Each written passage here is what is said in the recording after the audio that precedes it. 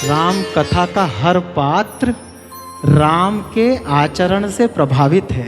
राम है वो, गिलहरी के बदन पर उंगलियां फिरा दे तो आज 3 युग के बाद भी उसके शरीर से धारियां गायब नहीं हुई।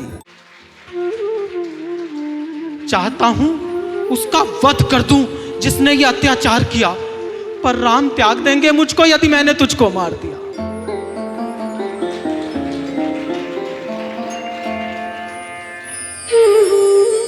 क्रोध के इस चरम पर पहुंचकर भी राम नहीं छूटे। ये निश्चय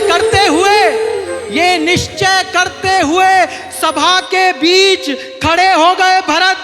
आश्चर्य मुदित होकर छाया, तत्काल बड़े हो गए भरत।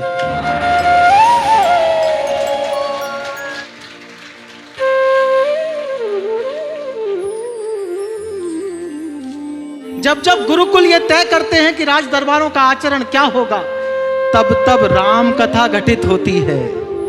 और जब जब राज दरबार ये तय करते हैं कि गुरुकुल कैसे चलेंगे, तब तब महाभारत घटित होती है।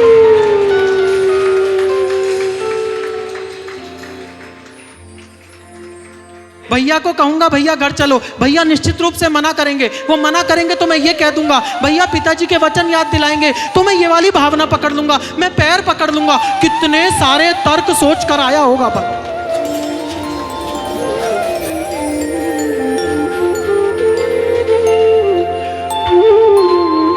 प्राण शीश पर धारे थे। क्या अद्भुत दृश्य बनाया था। जो रामचंद्र को ला न सका वो राम राज ले आया था।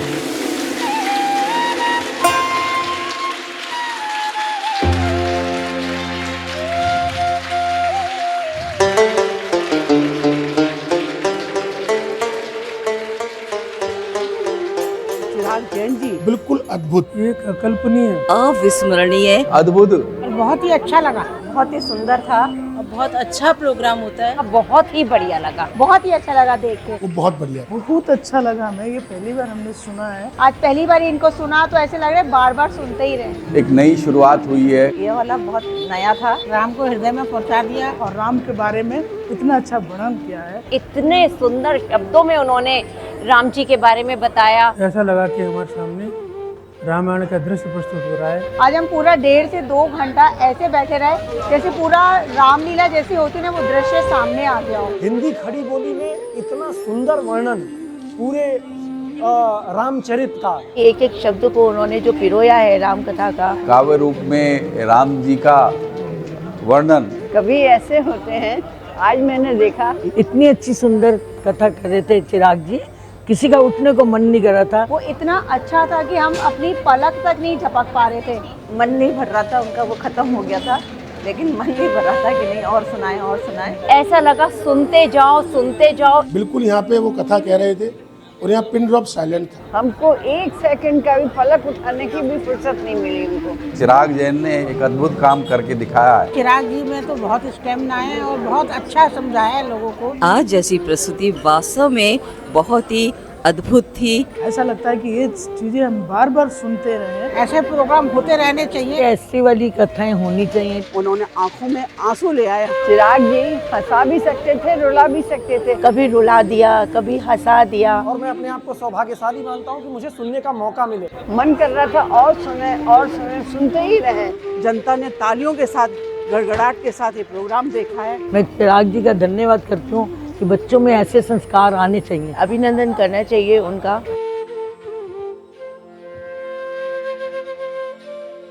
अंदर से रोंगटे खड़े हो जाते हैं, अंदर से हिलने वाली जो राम जी के बारे में बोला वो महसूस करने वाला। क्या इनकी वाणी है और क्या इनकी जो शब्दावली है जो उन्होंने चूज की है अपने लिखने में, उसका मुकाबला नहीं है। मन गदगद हो गया, आंखों में आंसू आने लगे। इतनी बात ऐसे हो रहा है, आप महसूस कर रहे थे हर एक शब्द को उनके कितना अच्छा। जहाँ मौका मिलेगा जैन साहब का प्रोग्राम अवश्य अटेंड। मेरी इतनी उम्र हो गई है 70 की, मैंने ऐसा आज तक रामचंद्र के बारे में। कितना बढ़िया उनका उच्चारण, उनका जो है कहने का तरीका, उनकी जो भाषा शैली है, बहुत बढ़िया प्रोग्राम था, बहुत मज़ा आया चिराग जी को सुन के। काव्य के साथ जिस तरह से राम कथा को चिराग जी ने प्रस्तुत किया है, एक बहुत ही अच्छा प्रयोग है। ओजस्वी है, मतलब अपनी भाषा में इतना कमांड, आनंद आ गया मतलब सर। पहली बार मैंने लाइव सुना चिराग जी को, बहुत आनंद आया। आगे भी हम इनको सुनते रहना चाहेंगे। बहुत अविस्मरणीय थी। बहुत सी बातें नई पता लगी है राम जी के बारे में। आज का तो हमारी उम्मीद से ज़्यादा प्रोग्राम निकला। जो हम लोग नहीं जानते थे, इन्होंने कई उसमें ऐसे उदाहरण दिए हैं जो नए। प्रत्यक्ष जैसे हम देख पा रहे थे कि जो वो बोल रहे थे, राम में हो गया पूरा माहौल। यहाँ से मतलब उठने के लिए तैयार नहीं थी बिल्कुल भी, और ऐसे मंत्रमुग्ध हुई थी। आनंद आ गया।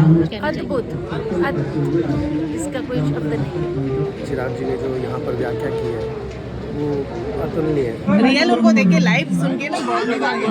अवर्णीय। चिराग का कोई मुकाबला नहीं, चिराग चिराग है।